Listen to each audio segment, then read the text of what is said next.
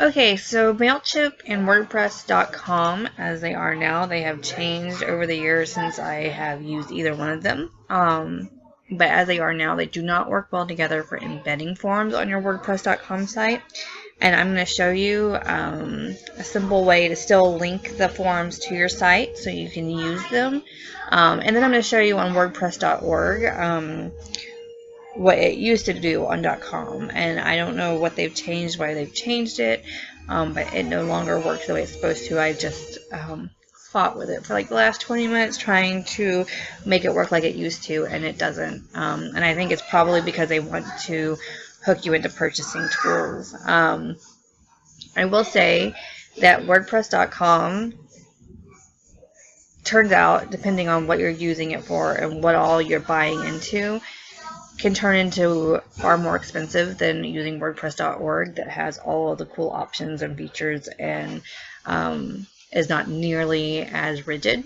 So just keep that in mind. So I'm going to show you, I just signed up for a free WordPress account and I signed up for a MailChimp account. So I'm going to show you the simplest way that will still work with your WordPress.com site. And then I'm going to show you what used to happen when you use the embed codes on WordPress.com. And they still work on WordPress.org. So let me just show you really quick. This has changed quite a bit, even recently.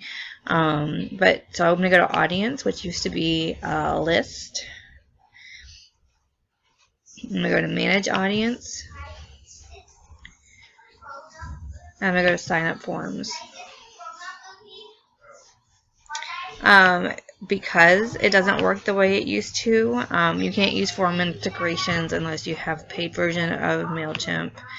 Embeds are not working on WordPress.com, so we're going to go with Form Builder.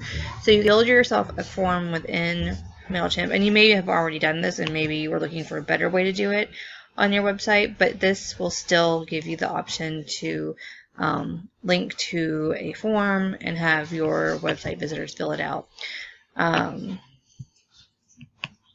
So obviously you can go down here, you design your form, you put the things you want on it. Generally, that's a lot of stuff. I would just, include first name and email address. But just for the sake of this, it doesn't really matter what we use on this. Do it however you want. Design it however you want. Go through that menu, and then we will just take this right here, this link, and then we'll go over to your WordPress.com site. And let's just say I'm going to go on the home page. Actually, I don't believe I created a bit of a home page. I'm going to add a new page just for this purpose.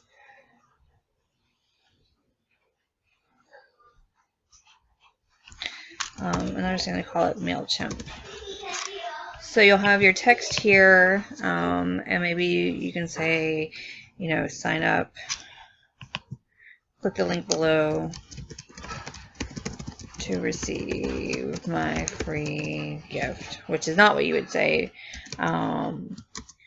You would tell them what it actually is, and then sign up. So here we would just link this to that link we copied and pasted from MailChimp, and I would click over here and make sure you open link in a new tab. So while it does take them off your website, it opens up a new tab as opposed to just completely taking them off your website. So I'm going to publish this.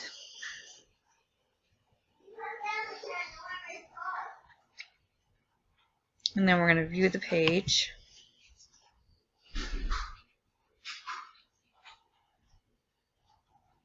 Alright, so there's your page. And then at the bottom or wherever you have, click the link below to receive my free gift, click sign up, and it then takes them to the form to sign up. And then they will receive the emails you send via MailChimp. So not best case scenario, but it will still work with your WordPress.com site. It doesn't require plugins or any paid accounts of any kind. That was just with the free MailChimp and free WordPress.com. Now I'm going to go over to one of my WordPress.org sites and just show you this is how WordPress.com used to work. So come in here to my page editor, and you'll see it looks fairly similar. They do have options. They switched over to a new block editor, both with .org and .com. I can't stand it, so I've switched back to the previous editor because it's just what I like. So you have visual, and this is where you usually type, whatever you're typing in your posts and pages. Oops. And then say, okay, you wanted to go ahead and put that form and embed it into your site.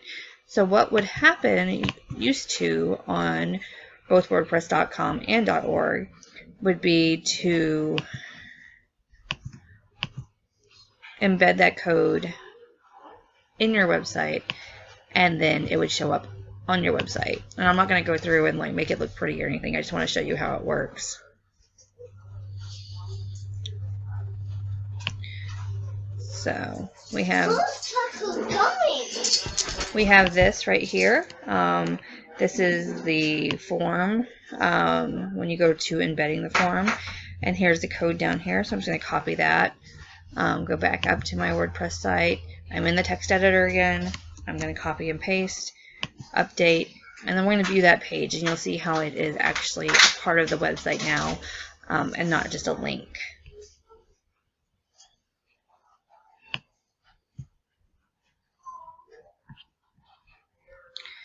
Alright, we'll go to view page.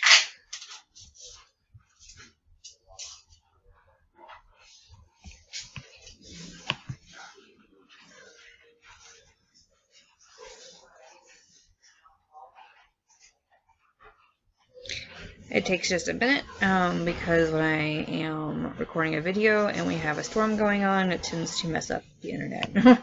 And both is happening right now. So you'll see here on my website, it is embedded there. People would fill it out here and never leave the website. They would click subscribe here, and it would all be done on this page on my website. So unfortunately, it doesn't look like you can do it this way on WordPress.com anymore.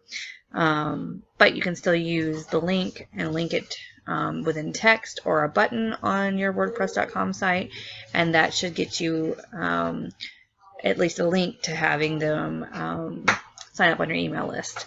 So I hope that was helpful, and if you have any questions, please feel free to ask.